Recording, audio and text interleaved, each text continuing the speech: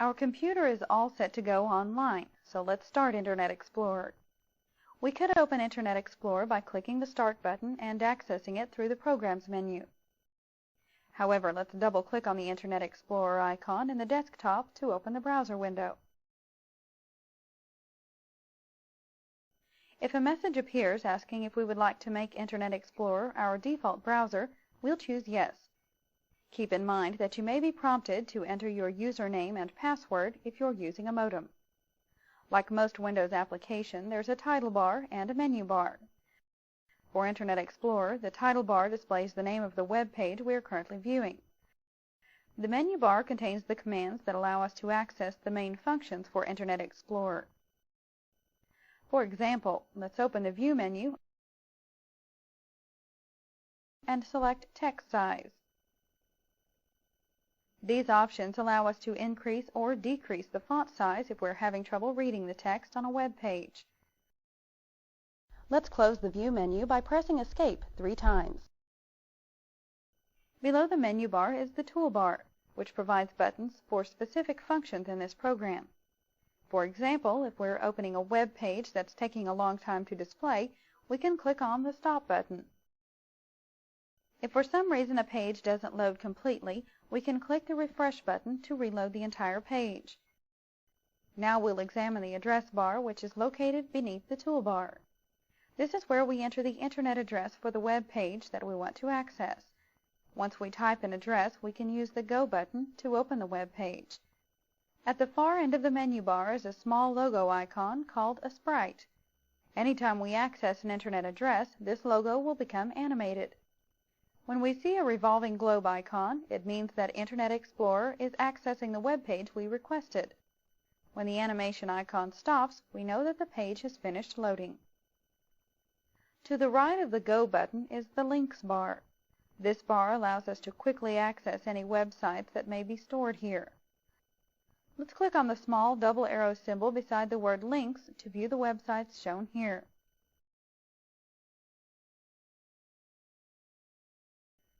We can customize this bar and add our own links to websites we frequently visit. Now we'll close this list by again clicking. If we want, we can turn off Internet Explorer's toolbar or other bars.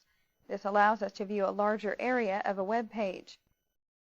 To demonstrate, we'll open the View menu and select Toolbars. The toolbars that are currently turned on will have a check mark beside them. Let's click on Standard Buttons, and the main toolbar instantly disappears from the browser screen. We can turn the toolbar back on from the View menu. However, let's use a shortcut. We'll place our cursor on the menu bar and right-click the mouse. Now we'll select Standard Buttons from the Shortcut menu, and the toolbar is once again displayed. Internet Explorer 5 also allows us to add and remove buttons from the main toolbar, so we can display only the buttons we use most often. We can do this by opening the View menu, selecting Toolbars, then choosing Customize. In the area below the address bar, we can see the contents of the current web page. Microsoft maintains an excellent page that can help us get started using the web.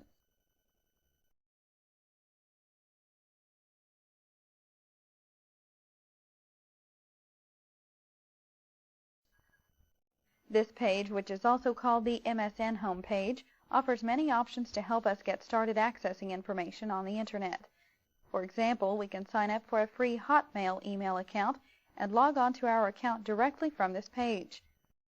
This page also offers features to help us search the Internet and visit popular sites on the Microsoft network. Let's use the scroll bar along the right side of the window to move down the page.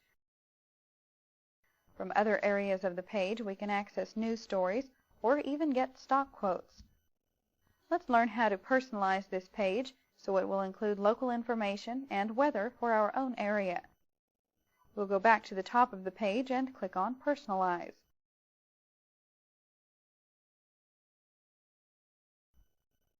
Since a new web page is being accessed, we can now see how the icon at the end of the menu bar begins to rotate as the browser opens the page. Remember, Remember, if a page doesn't open completely, we can always click on the refresh button to reload the page. The new page opens and displays options for customizing the features on the MSN homepage. Let's scroll down the page until we see the local information section. Next, we'll enter our zip code in the field that's provided. In our case, we'll enter 74361 for the zip code. Remember, you'll want to enter the zip code for the area where you live. Let's make sure the options for local weather forecast and Fahrenheit temperature are currently selected.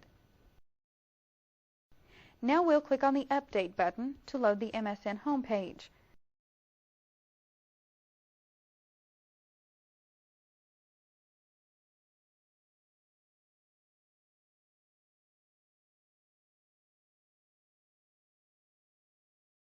When the page is finished opening, we'll scroll down and see the local news and weather for our area.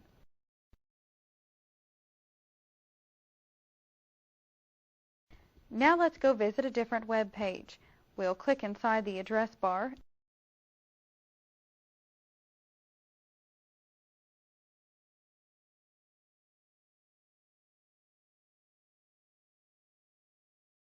and enter http://www.abc.com. Then we'll click on Go.